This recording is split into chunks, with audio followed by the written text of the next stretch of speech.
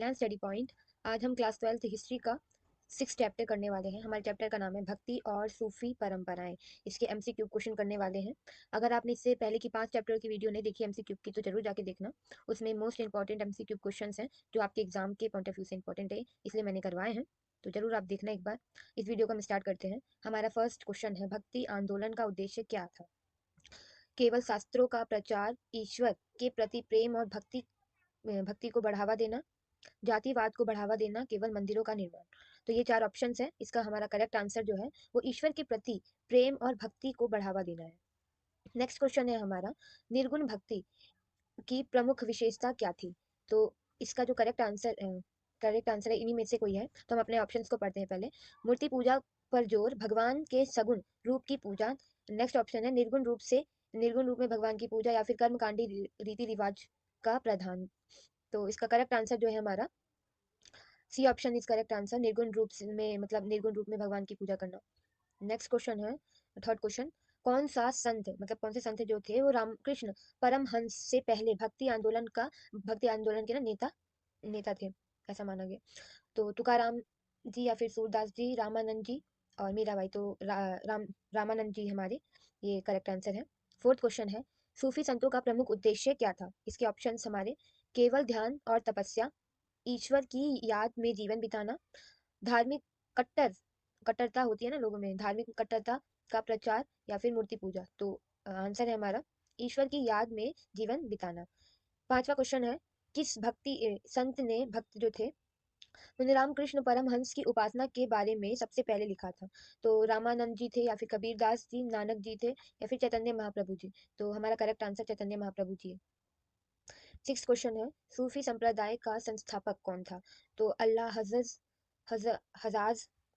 Next option है हमारा हजरत निजामुद्दीन औलिया, हजरत बाबा फरीद या फिर हजरत शाह वली उलाल।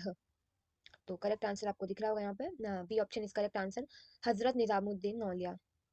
सातवां क्वेश्चन है हमारा, भक्ति आंदोलन के प्रारंभिक संतों में से कौन थे जिन्होंने समाज के असमानताओं के खिलाफ आवाज उठाई थी? तो गुरु नानक जी थे या फिर रामानंद जी, तुकाराम जी या फिर मीराबाई। तो इन चारों ऑप्शन में से करेक्ट आंसर हमारा गुरु नानक जी है। नेक्स्ट क्वेश्चन है हमारा आठवां क्वेश्चन, कबीर के भक्ति दर्शन के किस बात का सर्वाधिक महत्व था? तो मूर्ति पूजा, ईश्वर का नाम और साधना, जातिवाद, कर्मकांडी रीति, या फिर हमारा जो आंसर है वो ईश्वर का नाम और साधना।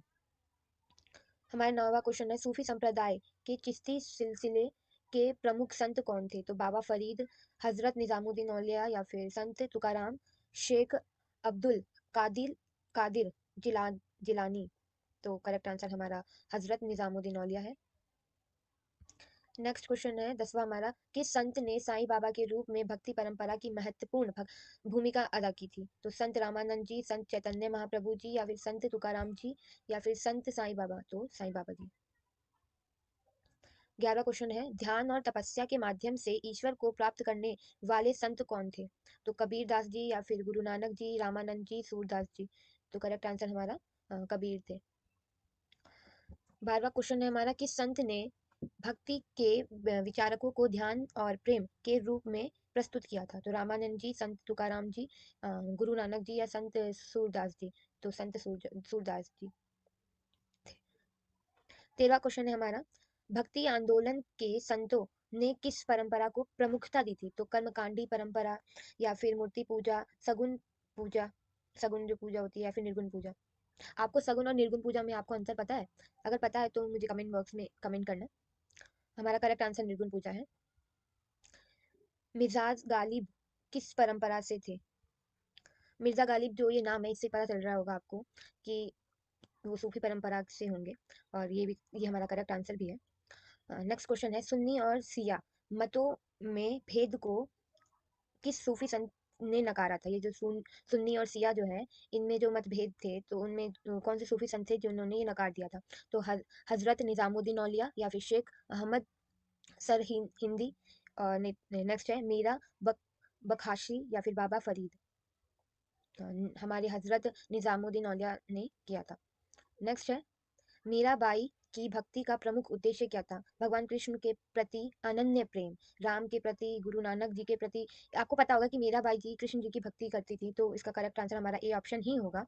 वो भगवान कृष्ण के प्रति अनन्य प्रेम और भक्ति थे उनके मन में।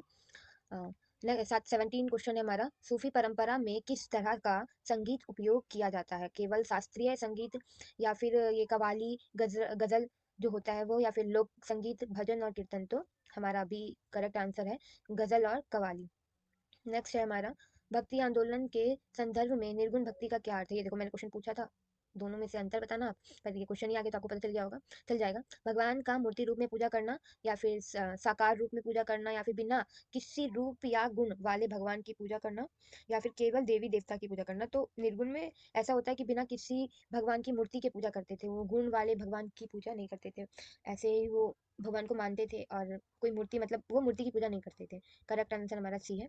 नेक्स्ट है हमारा, संत तुकाराम किस प्रदेश से थे? उत्तर प्रदेश, मध्य प्रदेश, महाराष्ट्र या फिर गुजरात? तो इसका आंसर जो है वो महाराष्ट्र है, महाराष्ट्र से थे वो।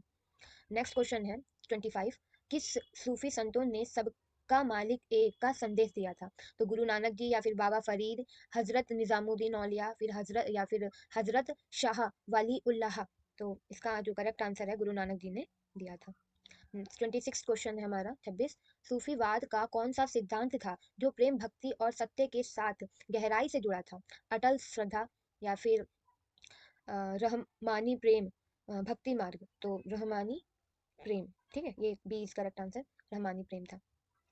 नेक्स्ट है 27 क्वेश्चन हमारा, मीराबाई ने किस देवता के प्रति अपनी भक्ति को व्यक्त किया था? तो ऑफ कोर्स कृष्ण जी के, भगवान हमारे कृष्ण है, वही करेक्ट आंसर है इस ऑप्शन का।